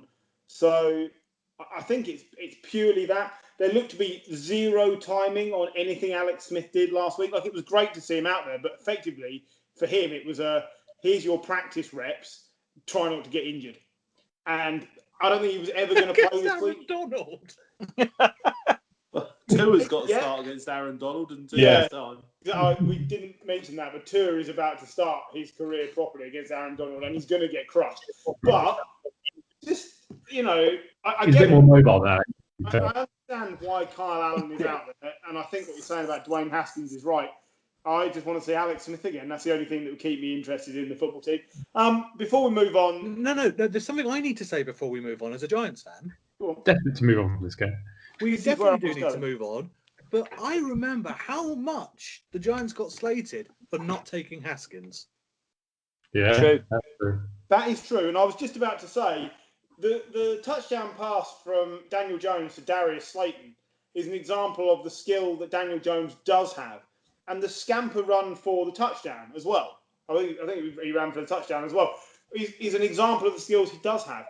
But he doesn't seem to be able to move on from the weekly problem of, I'll hold the ball for 8 seconds too long and it will probably get knocked away from me at some point. The development isn't happening at pace, but the raw talent is definitely there. Like, that pass over the top of the defence into the corner was beautiful. It was one of the best passes of the weekend. So if I'm a Giants fan, and I know two of you, I'm not that down. Like, I'm disappointed of how my team started, but I'm not that down on Daniel Jones right now because I think the issues can be fixed if you get enough other talent around him. I don't think his ceiling is that high, but I don't think his floor is that low. We have the best second-year quarterback in the division, and we're in the hunt. I'm glad having a great time. I'm having a great time, Giants fan over here. Okay, we're moving on. Vikings 23, Falcons 40 in a game that is really only significant because it's the first game of the non-Quinn Falcons era. And Raheem Morris gets a win. Yeah.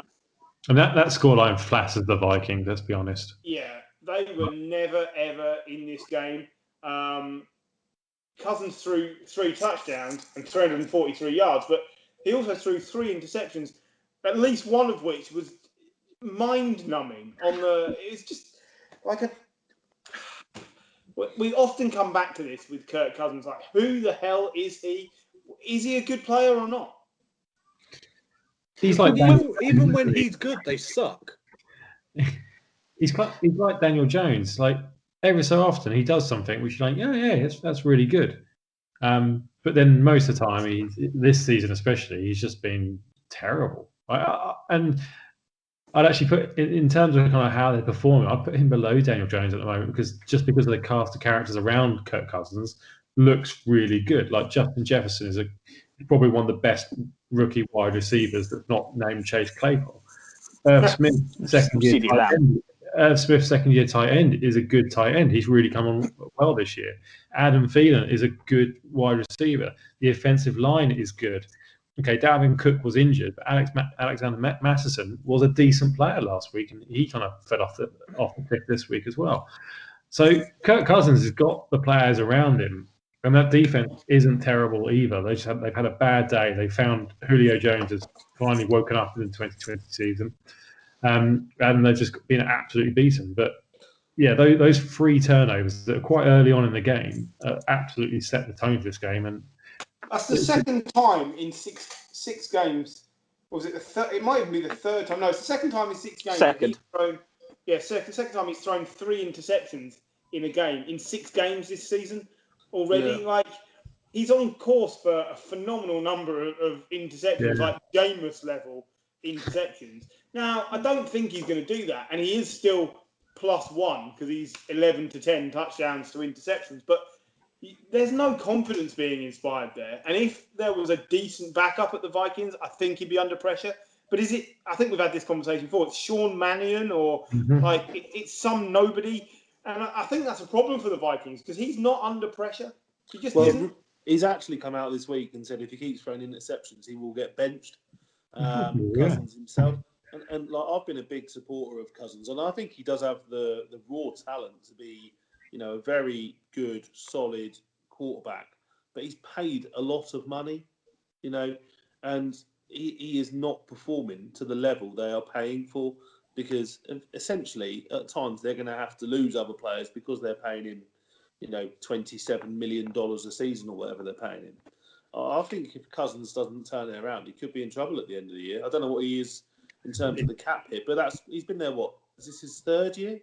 Yeah, I think it's a big cap hit this year, isn't it? Only contract extension in summer as well. So he's got an $84 million contract signed in 2018, and since then they're 19, 16, and 1. Like, that's not good enough. That's nowhere near good enough. His cap hit next year is 31 million, and the year after that is 45 million. Wow! So they're stuck with him. Like, they're stuck. Yeah. This is the future, and I think he can turn it around because Gary's general point is right. Like, he's not a player without talent, but it's like the lights aren't always on. It just like we were saying about Jimmy G earlier. You just don't really know who you're getting, and maybe Jimmy G and Kirk Cousins have both just been drastically overvalued. And, that's not a slight on them beyond the fact that they're not top 10 quarterbacks in the league. So well done for them getting paid more than they're worth. Fair play to the agents. Yeah. But this is the thing that makes it so egregious because Jimmy G never really had the weapons that Kirk Cousins has had. Mm-hmm. True. Kirk Cousins, the thing that makes it so egregious for me is the amount of money and the standing he had that he just didn't deserve at the point of him receiving that. Well, he did some pretty good things in Washington without much of a cast around him, and I suppose what he hasn't done when he's gone to Minnesota is kicked on. He's taken what was a pretty well performing team under Case Keenum, and not done anything more with it. And I think if you're a franchise owner and you go and spend all that money on Kirk Cousins, versus Case Keenum, and you see no kind of step forward, then there's a problem, isn't there? Do you not think Cousins is a little bit victim of comparison? He looked a hell of a lot better than RG3 in the same team, so everyone went, "Yeah, fair enough. He must be pretty good." And like you say, he hasn't kicked on. His stats were comparable with some great quarterbacks. Yeah, they were. Yeah. And in terms of with those players around him, you thought if you plugged him into a top tier playoff ready team, then you're ready to go and do something serious. But we haven't seen that level of consistency, and I've been a big defender of Cousins for the last 18 months, I'd say. But you can't just keep defending the indefensible forever, can you? No, I mean they must look at. Sorry, Paul. I was just gonna say, he's good, but he wasn't the best paid quarterback in the league. Good. No, that is the problem. To tell you who did look good though was Matt Ryan, 4 touchdowns, 371 yards, 34 completion. Like, the talk of him being traded away so they can start again is absolutely insane. I said this last week. It's nuts. You don't do that. You don't torch a perfectly good house just because it was poorly run. You just clean the inside out and start again. So Matt Ryan, Julio Jones, these are, what do they call them? Like centerpieces. Like they are the stones that hold this franchise up. And you just need to put better coaching around them, and this team will the playoffs. The difference this week for the Falcons was I think they had 3 starters come back on defense, and it's made a big difference. And that's harsh on Dan Quinn, obviously, because he didn't benefit from that. But it wasn't just the last game which got Dan Quinn fired. It was the last couple of years where it's been which has been bad. But the defense showed up, and we've talked about Kirk Cousins being poor, but they played against other poor teams and lost badly, and they didn't do that this year. And like I said, Julio Jones, 8 receptions, 137 yards, and 2 touchdowns. That's the Julio Jones we know and love, and long may it continue. Well, it was better than the Julio Jones we've been used to for the last few years. I mean, it feels like an age since he's had 2 touchdowns in a game. Yeah. It just I'm probably wrong. He's probably done it, but the slight against Jones for years has been red zone productivity, and 2 touchdowns, and the second touchdown was just great. But he only did it twice last season, week 2 and week 15. He had 2 touchdowns in each game, but he only had 2 other touchdowns all season in weeks 1 and 3. So it is always with him, does he score enough? But the yardage he puts up is phenomenal. Just absolutely otherworld. And as well, Ryan has only thrown one passing touchdown in the last 3 games without him. So I think it's not just what he does on the red zone; it's what he does for the team. Yeah. Oh, it's 15 yards a reception this season. That's what he does for the team. Yeah. Anyway, let's move on to final game for the weekend. By the way, once in 2018, once in 2017, not at all in 2016 for 2 touchdowns in a game for Julio. Just saying. Jags 16, Lions 34. And we'll finish the show there. Yeah. I will just say Adrian Peterson scored his 113th rushing touchdown, which is the 4th most of all time.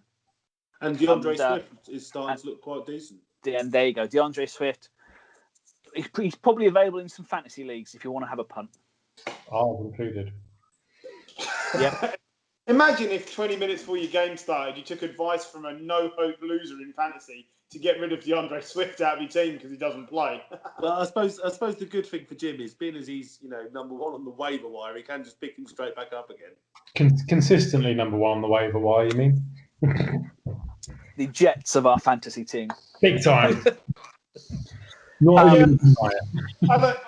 I know you want to move on from this game, and we should, because there's not a lot to say, but Minshew isn't saving his career in Jacksonville here at all, is he? No, he's not. He's been bad, hasn't he? Right. It's a bad team. He's been all right at best.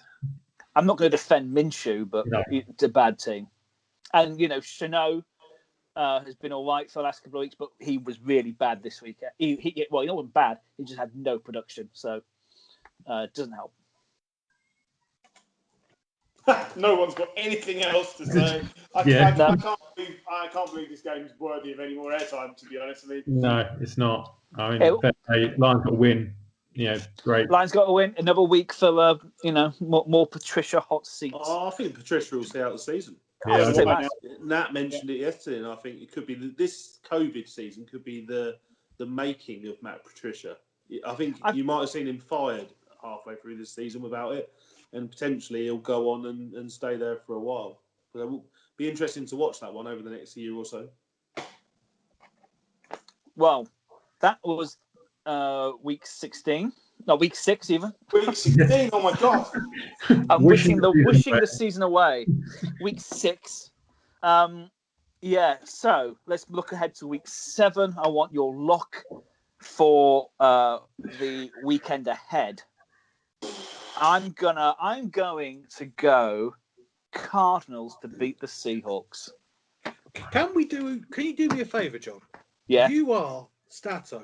Can you write these down so we come back to them? Yeah, I will. Because we did it, but we never mention it again. I will go through them this week, and I will chart them. You want locks? Locks. But I don't want to just know that I reckon the Bills will beat the Jets. Yeah, I know. Football team over Cowboys. Nice. Because the Cowboys are just jizz. They're awful. Some good games in amongst some mean, like Raiders Bucks could be quite fun. I'm just looking forward to Giants versus Eagles, possibly the worst matchup ever for who can be top of a division. It's just. Well, but it's the same with Washington Cowboys. That is all. That could be. But it's a Thursday night game. It's like I want both games to be a draw. 0-0. I want nobody to win a game in the division. Yeah, Steelers Titans looks a great game. Yeah, that'll be good, and I wouldn't be surprised which way that goes. What do we think 49ers versus Patriots? Because I think Patriots are either going to course correct and absolutely smack them down, or they're just going to limp again because the O-line is so bad, and this Niners defense could crush Cam if it gets to him. It's in Foxborough, so Patriots win in Foxborough. I reckon, you didn't want to play the Chiefs this week. I wouldn't want to play the Pats this coming weekend after a quite frankly pathetic loss. I'm going to give you my lock, John. I'm going to give you the lock. The Cardinals are going to beat the Seahawks. That's what I said. So cool. Is this the week where Herbert gets a big win over the Jags? Yeah. Yeah, I was just about to lock up the Chargers over the Jags. Okay. Yep. And Gary. Bengals over Browns. Ooh, yeah, you reckon? If Baker's not 100% fit, then that is true. Yeah, I reckon that's a win for the. It's at the Bengals. If you had Cardinals Seahawks, John, I'm going to go for the Rams beating the Bears. Nice. Okay, that's our locks in. Oh, there you go. I will chart them from now on. So, no one taking Jets over Bills, no? Or I mean, Chiefs over Broncos. There's a couple in there, isn't there? Still, A couple of straightforward ones to pick out, but yeah, it's a good game. Oh, one thing to bear in mind: the clocks have changed. Well, or they will change in the US. Yeah. Games are an hour earlier, which is nice for that 1 or 2 weeks that we have it. Yes, it's 5 o'clock. The game it all officially starts. So which is cool. But I think that's long enough for us. So I think we should leave it there, and we'll come back next week with a review of Week 7. But it's good night from us, and we'll see you soon. Bye. Bye.